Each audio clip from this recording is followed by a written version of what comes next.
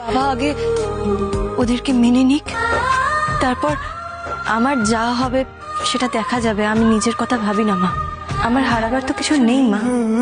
শুধু তোমারই জন্য সিরিয়ালের আজকের ফুল এপিসোডটি দেখার জন্য একটি লাইক ও সাবস্ক্রাইব করুন। রাহি কনককে দেখে বলে যে আসলে কি জানেন তো মা, নিজের কাছের মানুষ যেখানেই থাকুক না কেন তাকে আপন করে নিতে মানুষের বেশি দিন সময় লাগে না। তিতলি সব কিছু বুঝতে পেরে যায় আর বলে, আমার মনে হচ্ছে এটা রাহুলের দিদির ছেলে, কিন্তু একে এখানে কি করে আনলো? রাহুলের বাবা জানলে তো দক্ষচক্ষ বেঁধে যাওয়ার কথা। সব কিছু কি করে এত শান্ত আছে? কোনো অশান্তি দেখতে পাচ্ছি না তো।